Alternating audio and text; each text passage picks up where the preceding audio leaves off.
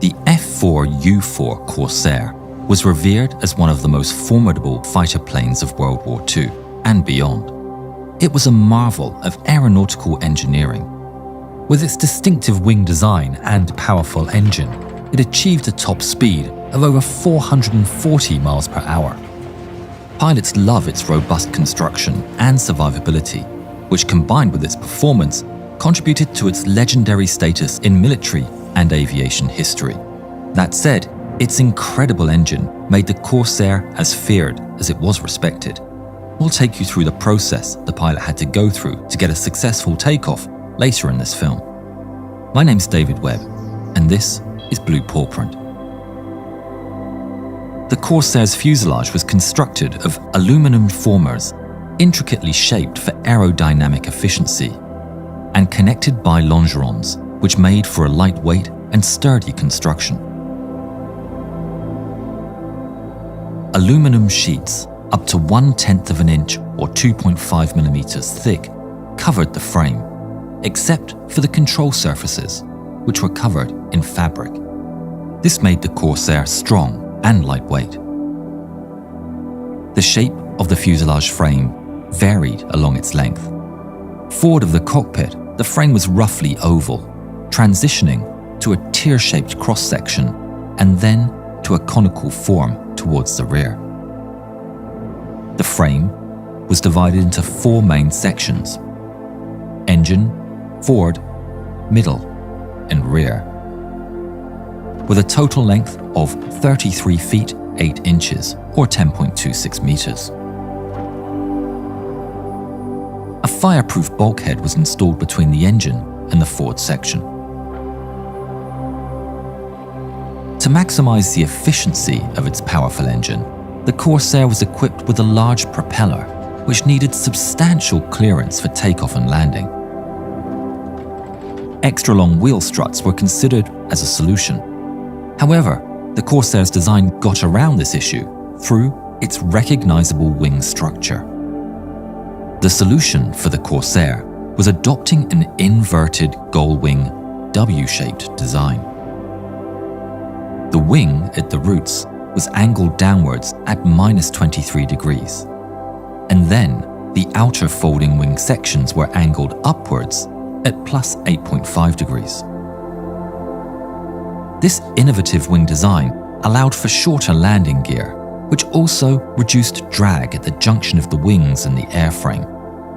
But it was at the expense of added complexity in construction and increased weight. Despite these challenges, the overall design was remarkably sturdy and capable of withstanding maneuvers up to 11 G. Folding wings were essential for conserving space on an aircraft's carrier deck. The wing roots housed large intakes for the oil coolers and the engine supercharger, necessary for the efficient operation of the aircraft's powerful air-cooled engine at high speed and at high altitude.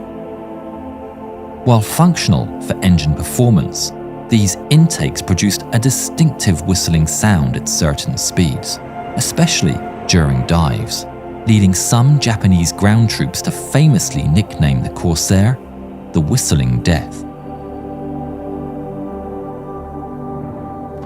The center wing also contained landing gear wells and 2 hardpoints capable of carrying bombs up to 1,000 pounds or 454 kilograms each, or drop tanks. The folding sections of the wings had a metal skin on the forward part, extending from the leading edge to the main spar, while the area to the rear of the main spar was covered in fabric.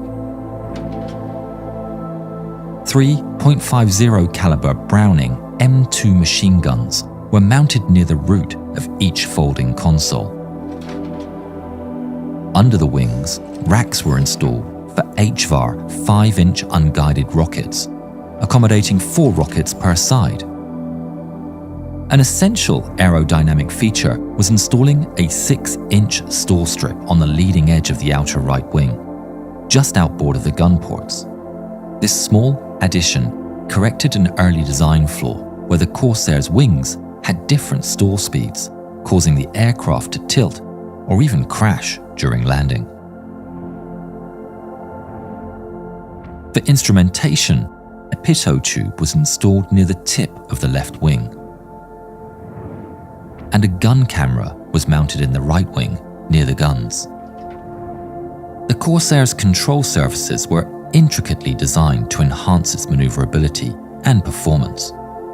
So the aircraft featured 3 section flaps, 2 parts on the center wing and a third on the folding section.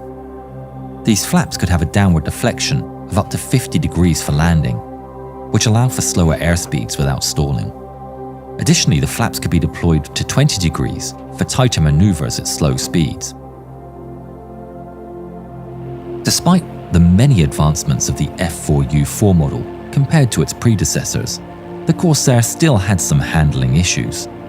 The powerful engine and large propeller generated considerable torque, which could cause the aircraft to tilt to one side if the throttle was suddenly increased.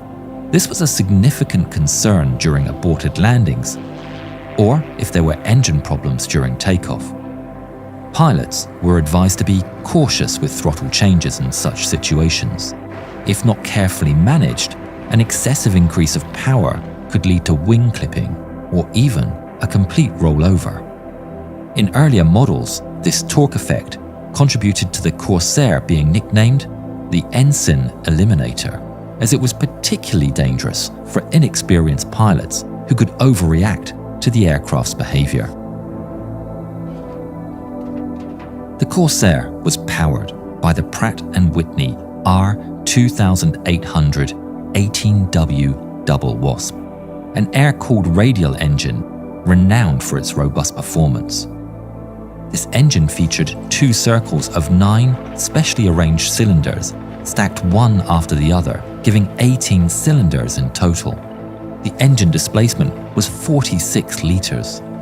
The W in the engine's name signifies the presence of a water methanol injection system.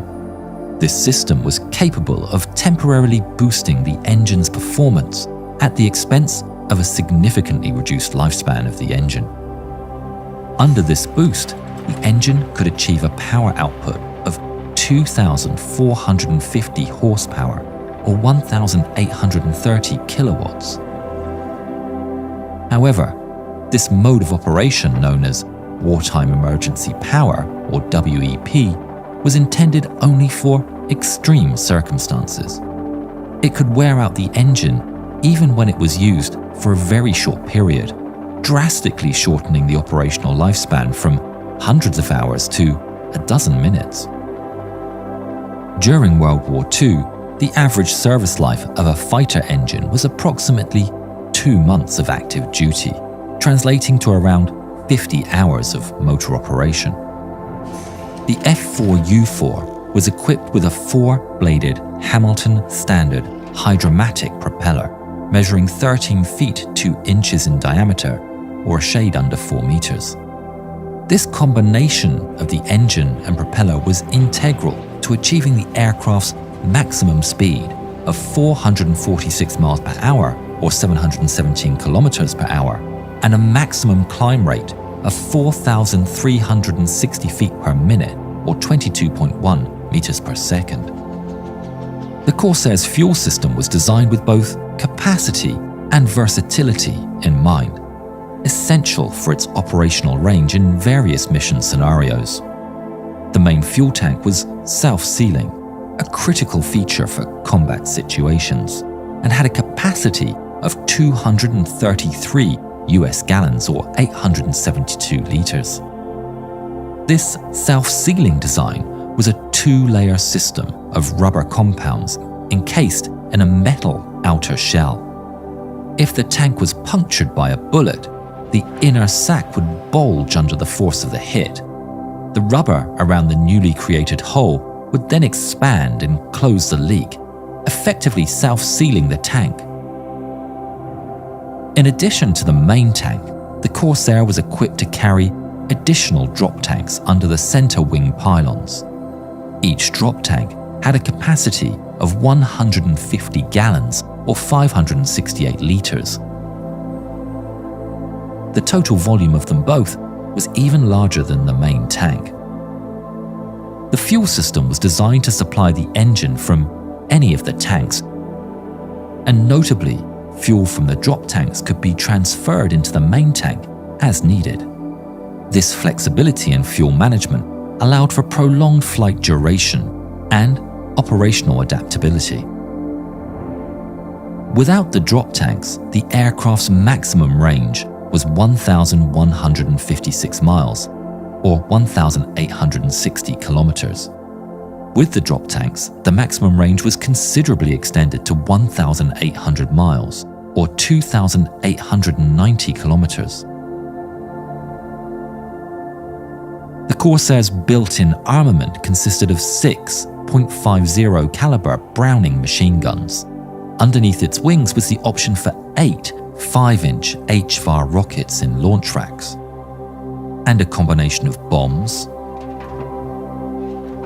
rockets,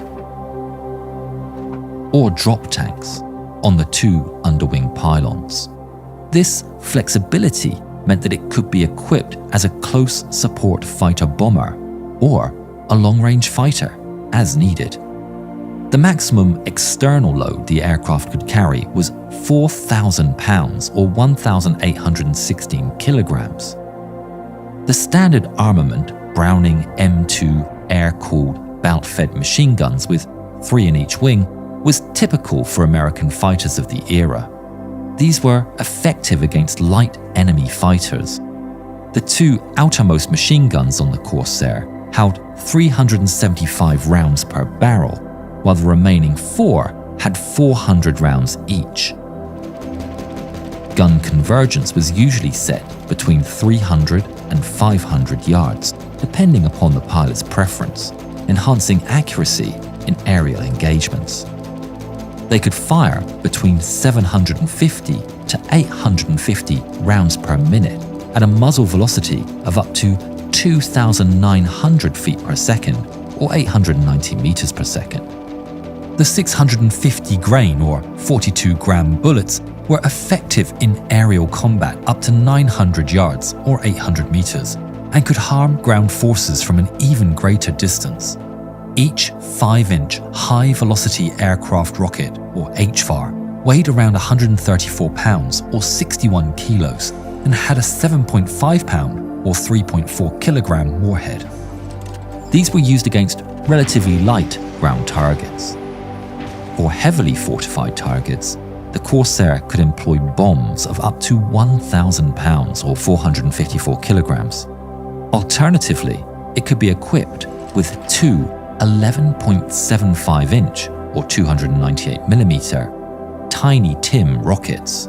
Each one weighed 1,255 pounds or 569 kilograms and carried a 148.5 pound or 67.4 kilogram warhead. These air-to-ground rockets were carried on the underwing pylons in place of bombs and were effective up to 1,600 yards or 1,460 meters.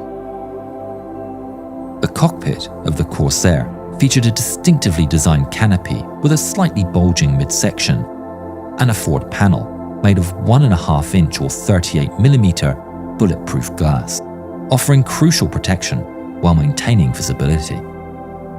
The pilot's seat was designed with safety in mind, featuring an armoured backplate up to 0.5 inches or 12.7mm thick.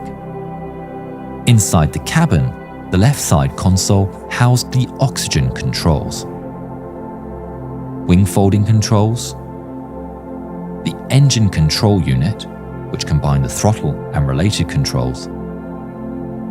Further down was the hand pump lever for the hydraulic system.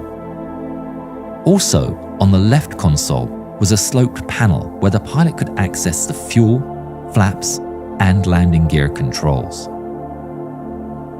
In front of the pilot were 2 armament switch boxes from which the array of weapons could be selected. On the main panel, there was navigational instruments, engine indicators, and fuel indicators. Below this panel was the central console. This included gun charge controls, oil cooling system controls and indicators, emergency landing gear release, hydraulic pressure gauge, and fresh air control. On the right side console were controls for the electrical system and radio equipment. The rudder pedals, equipped with main wheel brakes, were positioned below the main panel and on either side of the central console.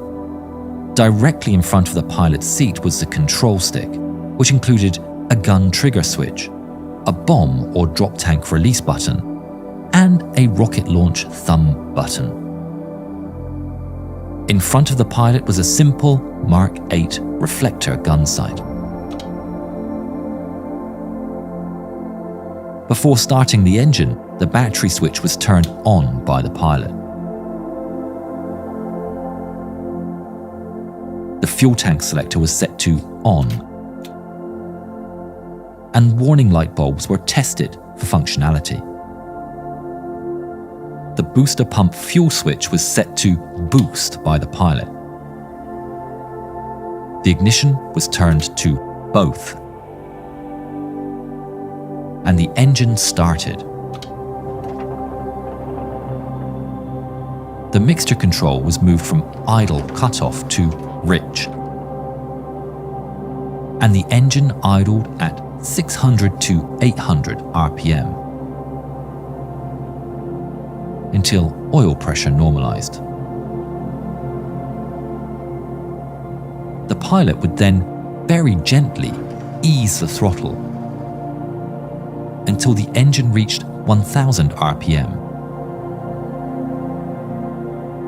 and the oil temperature reached 104 degrees Fahrenheit or 40 degrees Celsius. During taxiing, the pilot used S-shaped plane movement as there was no visibility past the massive engine. The canopy was open and manually locked for takeoff. The tail wheel was locked and the rudder, elevator, and aileron tab controls were set to counteract the engine's significant torque. To prepare for takeoff, the pilot would hold the brakes, gradually increasing the throttle until the tail started to rise under the air draft from the propeller. As the plane accelerated, the pilot carefully monitored the airspeed, waiting for the indicator to reach over 81 miles per hour or 130 kilometers per hour, at which point it was time to gently pull the stick, guiding the aircraft into the air. After takeoff, manifold pressure was reduced, engine power was decreased, and the landing gear was retracted using the hydraulic system, incorporating the Corsair's unique gear design. The main wheel struts were designed to retract backwards, rotating 90 degrees during retraction. Before engaging in combat, the pilot turned the gun sight switch on, moved the gun charging handles from safe to the charge position, and pushed them once. Each handle charged all 3 machine guns on one wing. The master armament switch and each gun switch were turned on. If the pilot intended to use rockets or drop bombs, the relevant switches were turned on to arm the bombs or ready the rocket launch circuits. The Mark 8 reflector gun sight was used for both ground attacks and aerial combat, and often projected the target reticle directly onto the bulletproof frontal glass panel in the F4U4. To fire the guns, the pilot pressed the trigger on the control stick, or pressed buttons on the same stick to launch rockets or drop bombs. More than 12,500 Corsairs of all modifications were produced, of which more than 2,300 were different variants of the F4U4. During World War II, Corsairs had a win-loss ratio with the enemy planes of 11.3 to 1. In the Korean War, Corsairs mostly served in a ground support role, but still scored many victories. The Corsair remained in production for over a decade, from 1942 to 1953, well into the jet age. It was a mainstay in the United States Air Force and then several other countries for over 30 years, showcasing its enduring utility and effectiveness as a military aircraft. If you like this video, please consider supporting us on our Patreon. If you spotted any errors, please let us know in the comments. We're looking to continuously improve. Thank you.